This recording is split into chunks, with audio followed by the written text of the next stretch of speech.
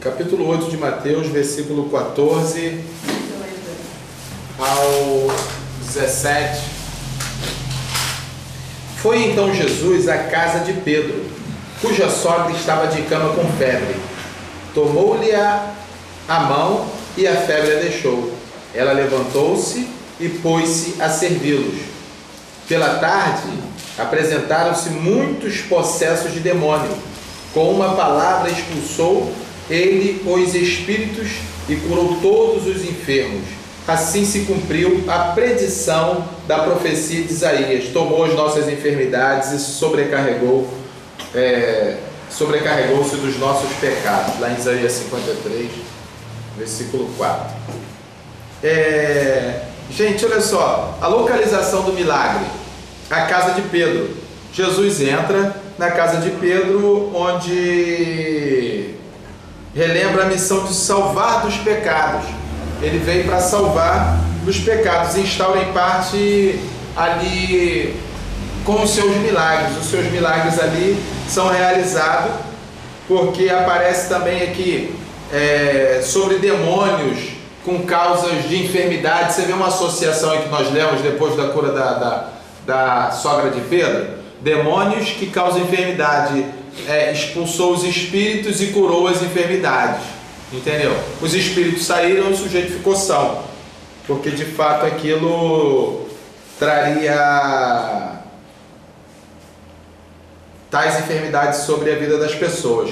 Então Pedro, ele deixou as suas atividades para poder seguir a Jesus. E alguém pode ler o capítulo 19, verso 29 do livro de Mateus aí? 19, verso 29.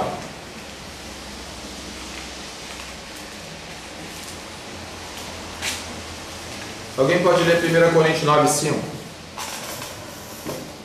Você vê, parece que Pedro deixou tudo para seguir Jesus, mas Pedro não deixou tudo. Lá no 19, verso 29, tem uma cena sugerindo o quadro mais completo. E em 1 Coríntios cita até a mulher de Pedro, ou seja, Pedro tinha uma família, Pedro tinha a sua parentela em si, ali, sogra e tudo mais. Ele não abandonou tudo e foi atrás de Jesus, como as pessoas pensam que ele não fez mais nada para ninguém, ficou perambulando atrás de Jesus. E o trabalho dele pescaria. Isso. está escrito aqui no 19 e 29. E todo aquele que tiver deixado casas, ou irmãos, ou irmãs, ou pai, ou mãe, ou mulher, ou filhos, ou terras, por amor a meu nome, receberá 100 vezes tanto e herdará a vida eterna. É porque, baseado nessa palavra aí, a galera diz que Pedro e os demais discípulos largaram tudo, mas ele largou tudo. Quem pode ler 1 Coríntios aí 9:5? André, seu irmão, no capítulo 4, 18 a 20 tem isso. Quem pode ler 1 Coríntios 9:5? E também os fazemos acompanhar de uma mulher irmã, como fazem os demais apóstolos e os irmãos do Senhor e Cefas. Tá vendo? E Cefas. Como faz os demais apóstolos e os irmãos do Senhor, porque os irmãos do Senhor não eram apóstolos. Nem o Judas, irmão de Jesus, nem o Simão, irmão de Jesus, e nem o Tiago, irmão de Jesus, eram apóstolos. Eles eram irmãos de Jesus. E aí cita que Cefas tinha uma mulher. Ou seja, gente, seguir a Jesus não quer dizer, como as pessoas pensam, abandonar a sociedade e ficar isolado num lugar, devido a essa palavra que eu pedi você para ler, André. Não, você não tem que abandonar a sociedade e viver, sei lá, experimentando uma vida longe do desapego da sociedade e a participação nela. Não, ele tinha sogra, ele tinha mulher, ele tinha casa. Eles não eram alienados. Eles não eram nômade maluco que ficava assim perambulando para lá. Não que os nômades sejam malucos, gente. É porque eu usei só nômade porque nômade se desloca de um lugar para o outro toda hora. Mas eles não eram doidos, entendeu? Coisas importantes acontecem nas casas, ainda mais naquele tempo. Como é que eram feitas reuniões de Jesus, do apóstolo Paulo, do Pedro e daquela turma toda? Nas casas das pessoas. Onde que Pedro estava quando o anjo apareceu a Cornélio? Na casa de Simão Curtidor, na rua chamada direita, na praia de Jope. Aonde que Jesus estava quando curou aquele paralítico que foi trazido por 4? Dentro de uma casa em Cafarnaum. Entendeu? Onde ele curou a sogra de Pedro? Em casa. Aonde que Paulo estava pregando que o Eutico caiu de cima da parada? Na casa dos outros. Entendeu? Onde ele se encontrava, onde estava sempre Áquila, Priscila, Febe, Lídia, ele ficava hospedado na casa de Lídia. A igreja se reunia na casa de Filemão. Entendeu? Aí Dorcas na sua casa se reunia com as pessoas, aquela coisa toda. Então na casa das pessoas aconteciam as suas reuniões, os seus eventos, e grandes coisas aconteciam ali. Então esse seguir Jesus era seguir aquela ideologia, seguir essa filosofia, seguir os seus ensinamentos, aquilo que ele estabeleceu como direcionamento de vida, a fim de que as pessoas pudessem ter uma boa vereda, um caminho reto. Não quer dizer, vou seguir Jesus e agora não trabalho mais, agora não falo mais com ninguém, agora eu sou santo, vou ficar isolado lá no cume do monte. Entendeu? Nada disso. O cara seguia Jesus, mas tinha seus relacionamentos normais. Entendeu? Essa sogra de Pedro que estava deitada, ela não é nomeada, ela não tem nome, ela não é apenas a sogra de Pedro, mas isso é em relação ao seu genro. A palavra é em relação ao seu genro. Sua febre sugere uma indisposição física, sugere prostração, sugere dor, sugere uma série de coisas, porque era algo que as pessoas no Antigo Testamento entendiam que era até uma maldição de Deus. O sujeito que estava com febre, que estava ali acamado, Deuteronômio 28, 22, lê aí para a gente ver o que fala. Joséfo no Guerra Judaica, na Deuteronômio 28, 22, Joséfo no Guerra Judaica na página 1656, também fala disso. 28, 22, não é isso? O Senhor te ferirá com a tísica e com a febre, Tá vendo? e com a inflamação, e com o calor ardente, e com a secura, e com o sujeito está extremamente abrasado aí nesse versículo. crestamento e com ferrugem. Então, o sujeito está abrasado. Aí alguns entendiam que era amaldiçoado por Deus, entendeu? Lê Salmos 7, 5 ou 7. Alguém pode ler Salmo 18, 20, 7, 5 ou 7. Você deu o que, André? 18, 20, não é isso? É 18, 20. Recompensou-me o Senhor, conforme a minha justiça, retribuiu-me conforme a pureza das minhas mãos. Esses aí não cita de doença não, mas fala de teologia de causa e efeito.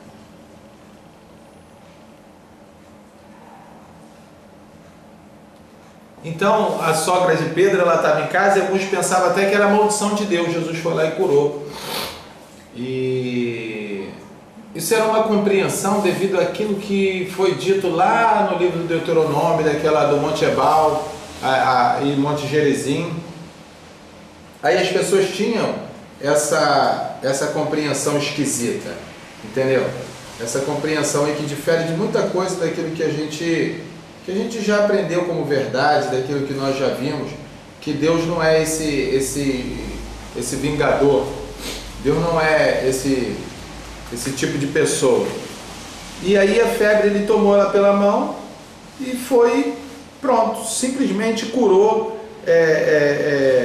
a enfermidade dela. Aí o verso 16 diz que, sem contar que logo no final do verso 15, ela logo começou a servir, ela estava pronta, ela testa o poder do reinado de Deus.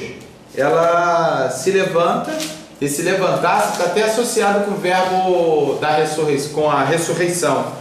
Tá? Se levantar-se está associado com a ressurreição de Jesus, e se levantou, entendeu?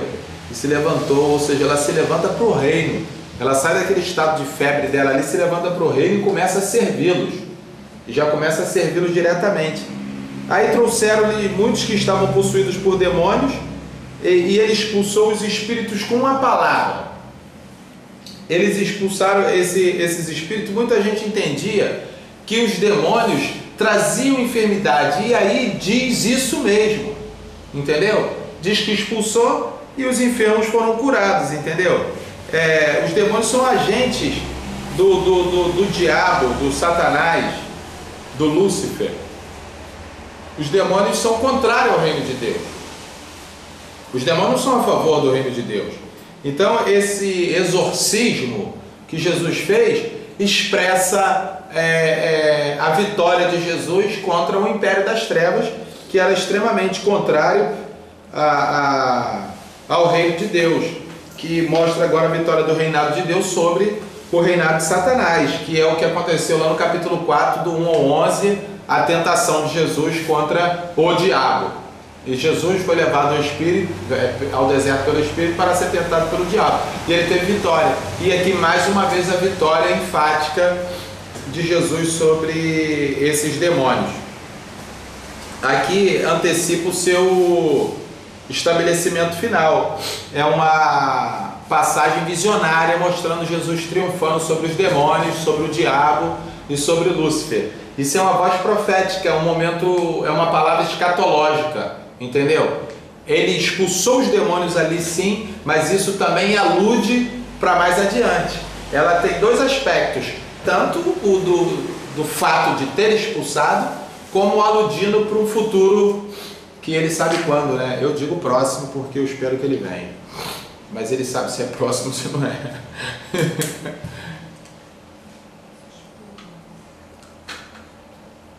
Então, essa palavra, que para a ação de Jesus pela palavra, isso aqui mostra essa possessão demoníaca muitas vezes acompanhada de uma situação de tensão política também. O cara está ali endemoniado por conta da opressão que se lhe havia, uma opressão terrível, social e econômica. Rotular essas pessoas, ela vivia debaixo de uma elite que controlava, que massacrava, que o cara caçava os seus caminhos e ia se endemoniando pelos caminhos que ele procurava, entendeu?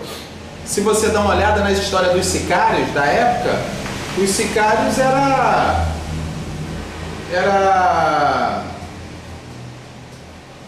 mercenários, assassinos, entendeu?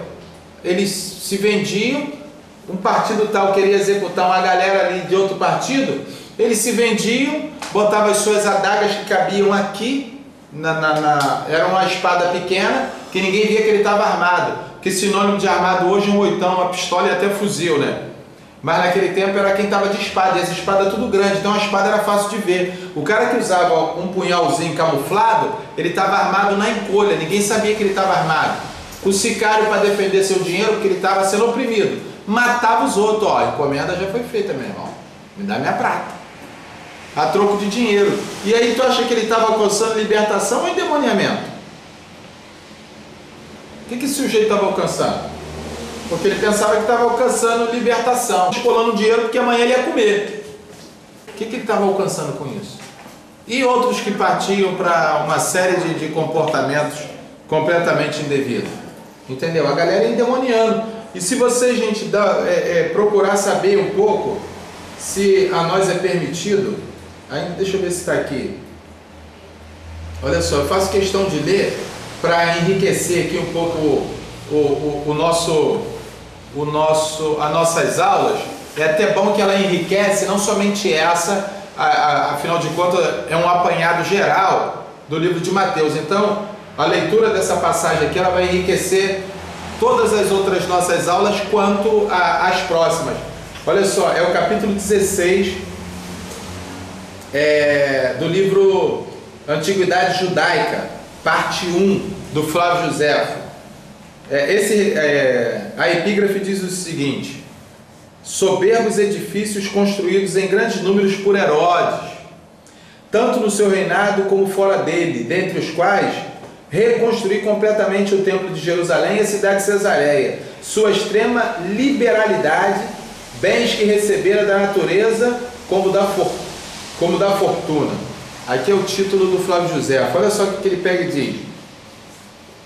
Ó, este príncipe tão feliz fez, no 15º ano de seu reinado, reconstruir o templo de Jerusalém, com despesas e magnificências incríveis.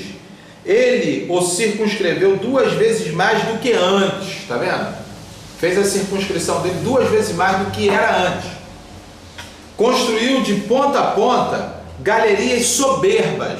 Ele fez de ponta a ponta galerias soberbas, que uniam ao lado do setentrião a fortaleza, que ele não tornou menos bela do que o palácio real e a chamou Antônio em honra a Antônio. Olha só, ele fez galerias enormes, de maneira que as pessoas se abrigavam ali no tempo de chuva, no tempo de sol brabo. Fez um pátio imenso, 2 vezes mais do que era, deixou o templo de Jerusalém muito suntuoso. É porque eu escolhi aqui uma passagem que descreve a suntuosidade do templo assim, de uma forma muito sucinta.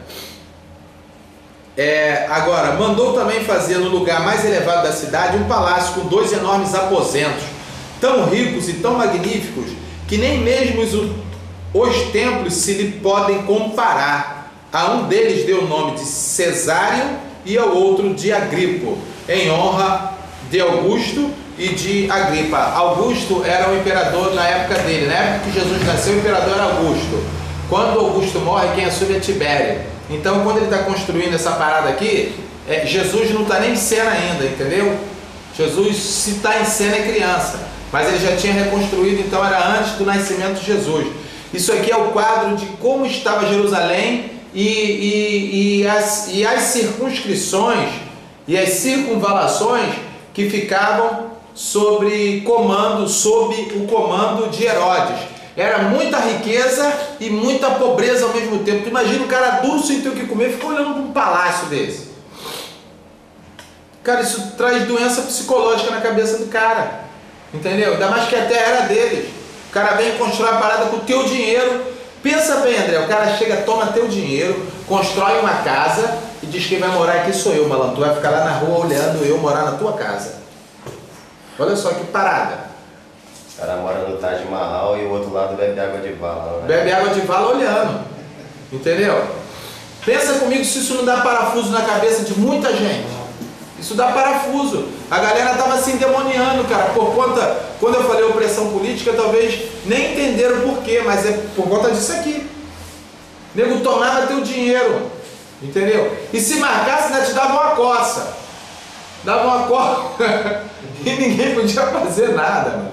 Olha só que parada.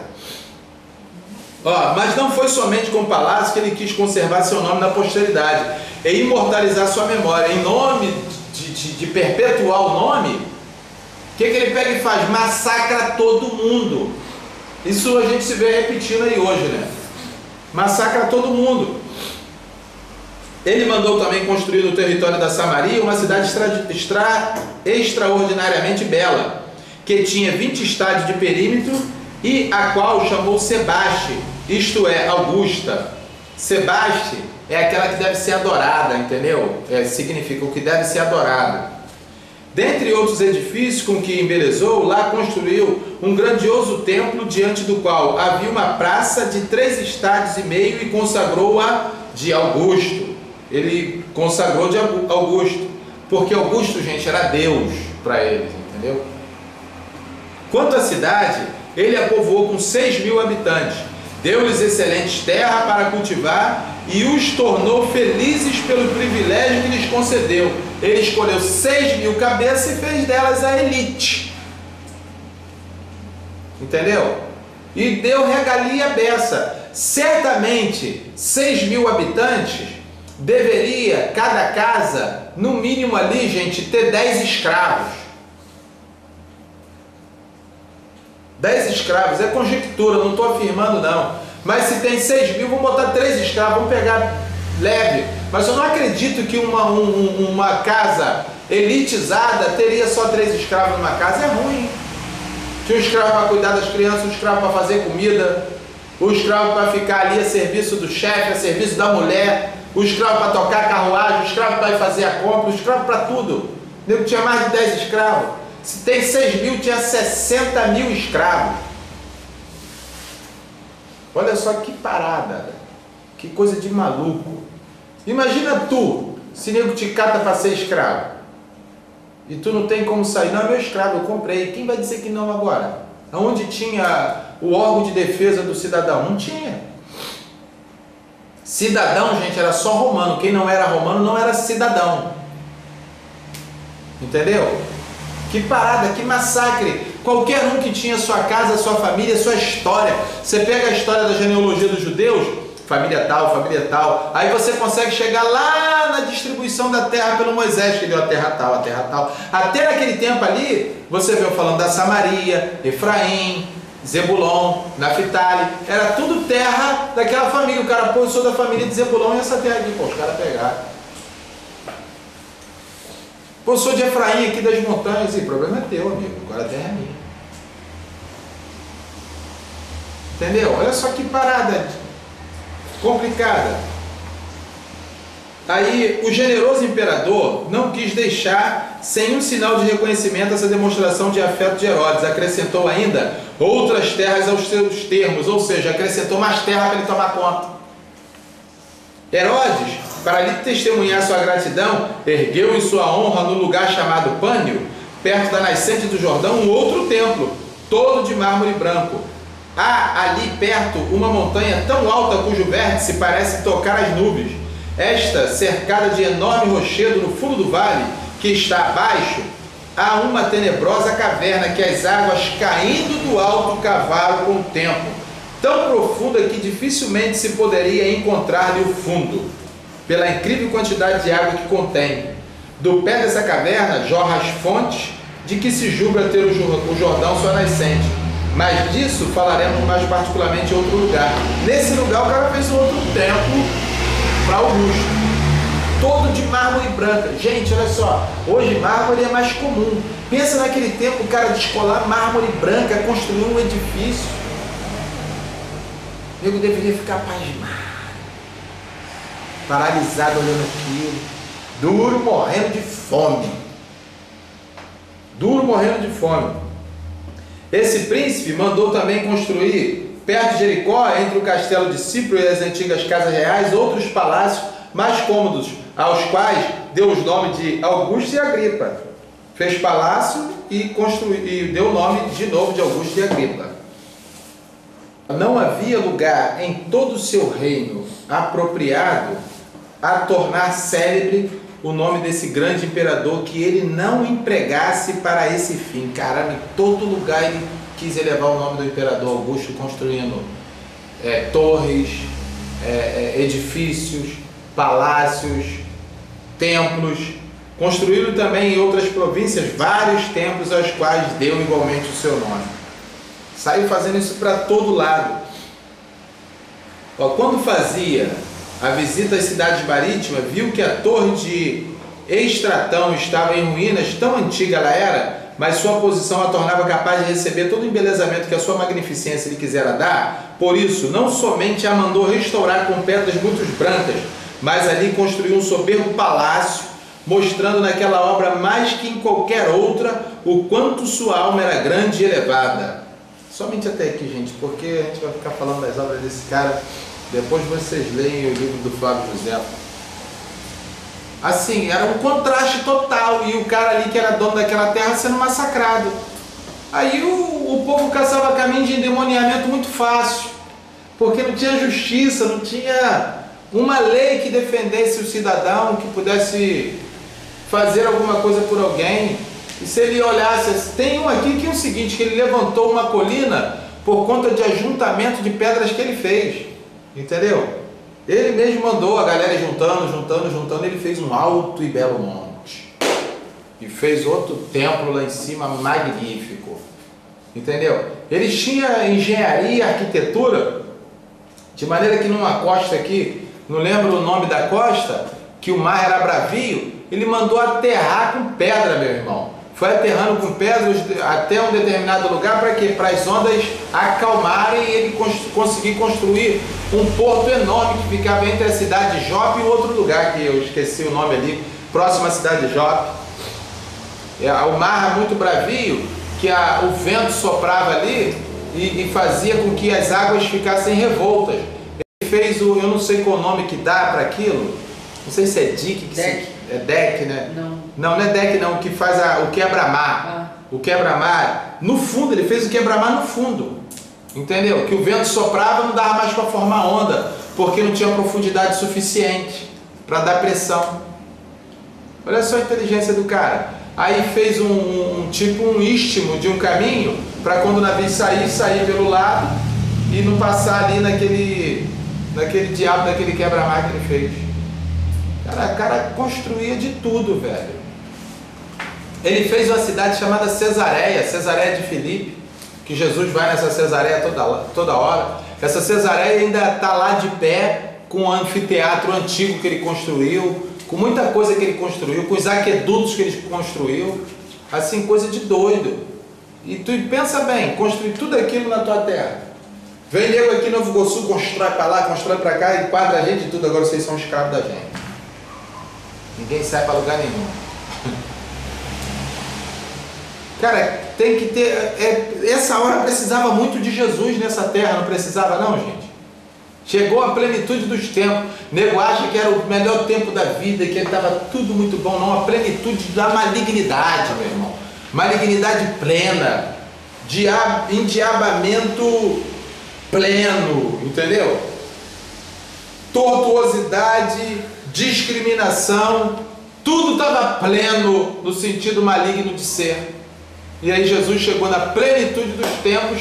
Por que se tornou pleno para nós? Porque foi o tempo da salvação, né? Mas ele se manifestou num tempo que eu nunca mais vi um tempo tal como esse. É claro que deu uma pioradazinha depois de Jesus, deu uma piorada por conta da guerra, mas depois a coisa não ficou tão quanto. Exceto assim, as comparações também são difíceis, porque se a gente for pegar a guerra mundial que Hitler fez parte, de 41, 39, foi um tempo muito difícil. Mas se você pegar aqui, durante essa guerra judaico-romana, você vai ver em Cesareia, ele matou 18 mil, cercava 18 mil judeus e matava. Aí ia para outra cidade e matava 30 mil, na outra cidade ele matava 40 mil, era carnificina. É porque essas coisas não chegam aos nossos ouvidos para a gente estudar, ler, ficar sabendo disso.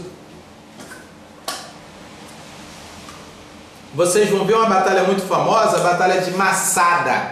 Isso a internet fala sobre isso. Agora essas poucas outras coisas, onde morre 15 mil, morre 20 mil, morre 30, estava morrendo, aquilo era normal morrer, só em nível de historiador. Só Eusébio de Cesareia, só Flávio Josefo, e entre outros da linha.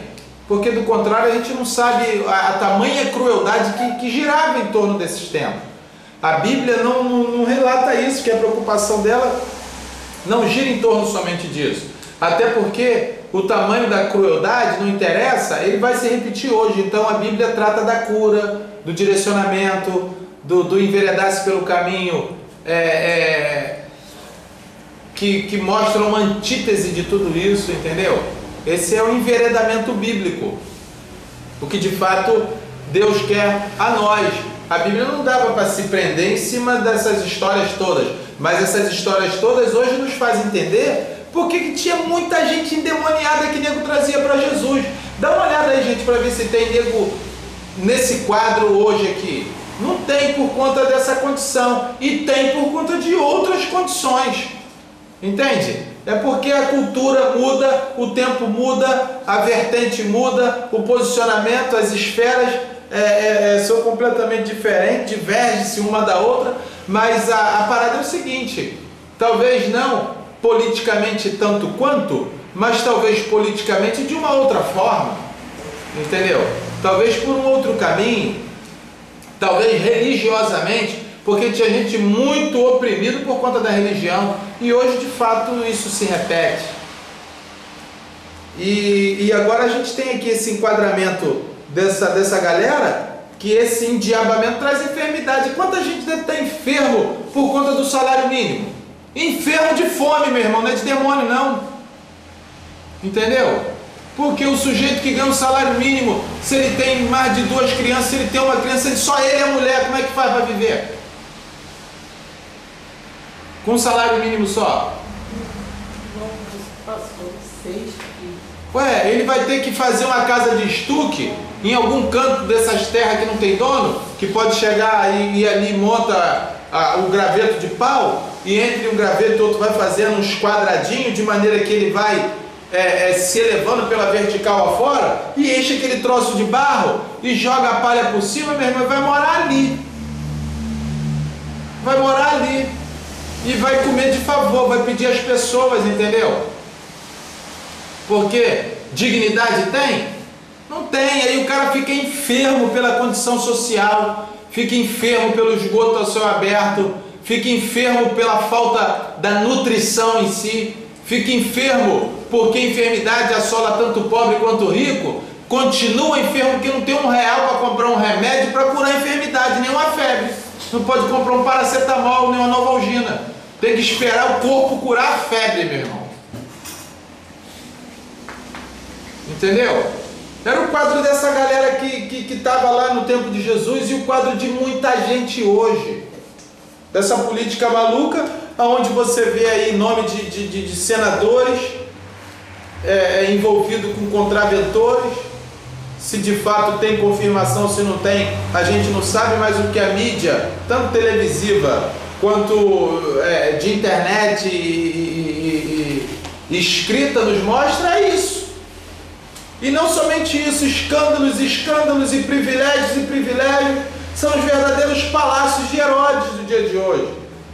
Entendeu? Brasília virou Jerusalém, meu irmão. Brasília virou Jerusalém. E muitas torres e muitas cidades de pessoas beneficiadas. Um Leblon da vida é uma cidade beneficiada onde o Herodes botou 6.000. Entendeu? A Barra é outra cidade. Augustas, Sebastas, que deve ser adorada. Entende?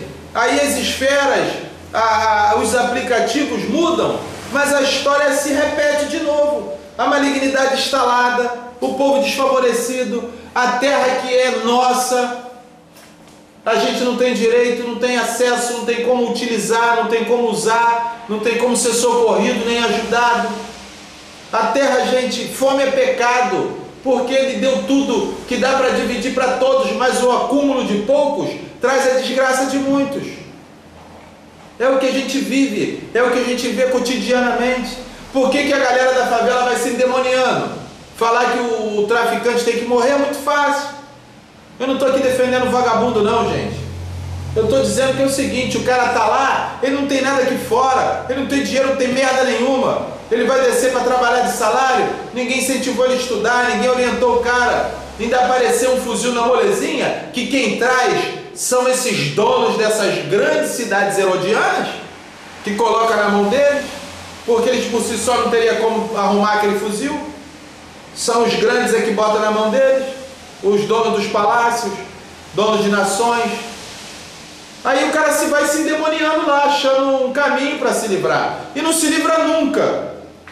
Porque a lei que gira em torno dessa galera que mora nas cidades herodianas é a lei que oprime o cara que é capacho dele mesmo.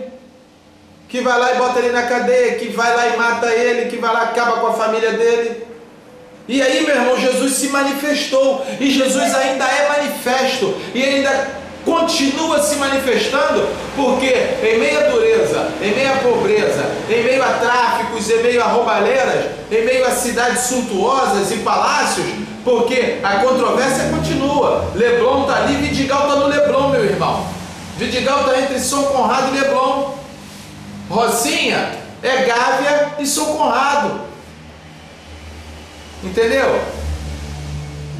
O contraste continua da mesma forma, mas para isso Jesus se manifestou, para desfazer a obra do diabo, para mostrar para o cara da dureza que a vida dele não é aqui, que o lugar da eternidade dele não é aqui, que a vida ela é efêmera.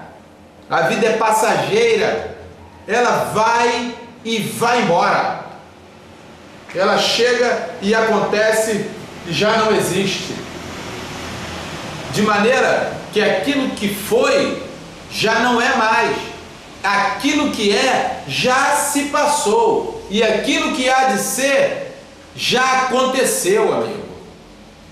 Eclesiastes capítulo 3 fala disso.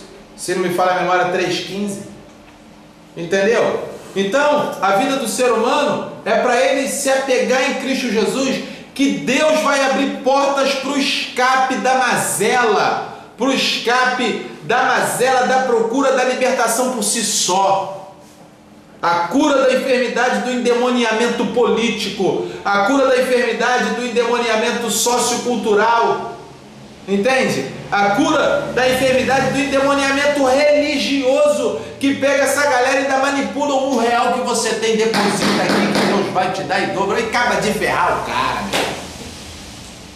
O cara já estava ferrado e deu um endiabado de um sangue ruim desse e fala: bota aqui que tu vai prosperar, em nome de Jesus. Lugar nenhum você viu Jesus falando isso. Bota aqui que tu vai prosperar em meu nome. Me dá aqui, pode me dar aqui R$10, 20, 30, R$100, tu vai prosperar. Aí acaba de matar o cara. Aí Jesus se manifestou para isso, é isso que nós estamos vendo aqui, entendeu? Para levar essa mazela de vida, levar essa doença com enfermidade e endemoniamento, tudo ao mesmo tempo. Porque pensem comigo, quem está vivendo tudo isso, cara? Quem está vivendo tudo isso? É por isso que você vê nas histórias do cristianismo da Igreja Católica, você vê lá Jesus em alguns retratos e alguns desenhos, um rei poderoso, forte e libertador, conquistador. Você sabe o que é isso? É a visão dos caras que moram na cidade de 6.000 herodiana, dos que sentam no palácio. O Jesus deles era poderosos, era um Jesus rico, forte, o Jesus do cristianismo. Aí por isso você vê essas pinturas, porque era a segunda visão dessas pessoas. Aí a visão dos pobres, o desenho era um Jesus moribundo, cabisbaixo, sofrido, nosso parceiro, e o poderoso parceiro deles. Cada um pintava o seu Jesus, entendeu? Você acompanha as imagens de Jesus na história do cristianismo católico. Cada um pintava o seu Jesus. E hoje, meu irmão, o nego está pintando Jesus até na macumba, entendeu?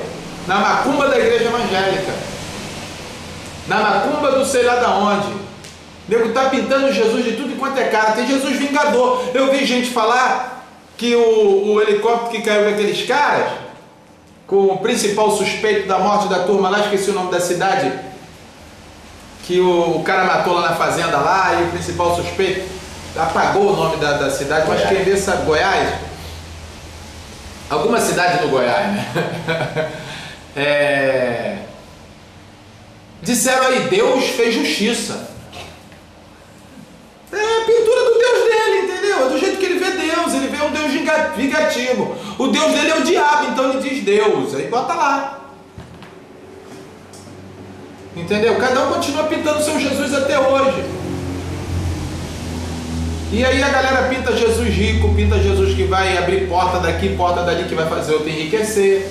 Outro pinta Jesus, não, Jesus é pobre e continua pobre, está ferrado, Jesus continua lá na cruz. Entendeu? Que pinta Jesus na cruz. Não como história, mas ali como o Senhor dele, na cruz. Jesus, para mim, amigo, ele já foi, já saiu da cruz e está à destra de Deus. E ponto final. Então, essas passagens, elas têm grandes alusões. Essas passagens têm grandes direcionamentos. Eu estava aqui pensando seriamente se eu entro do 18 até o 22, que vai falar do discípulo custoso, mas não dá não, porque a hora já venceu. É melhor a gente ficar por aqui mesmo e procurar a libertação da humanidade em Jesus, tanto das cidades herodianas, quanto das vidigais e das rocinhas, dos pavãozinhos e dos Dona Martas, que são verdadeiras Efraíns, Samarias, Séforis, Jope, entre outras, que padeceu na mão da malandragem, entendeu? Então esse é o nosso caminho aí, meu velho, vamos ficar por aqui.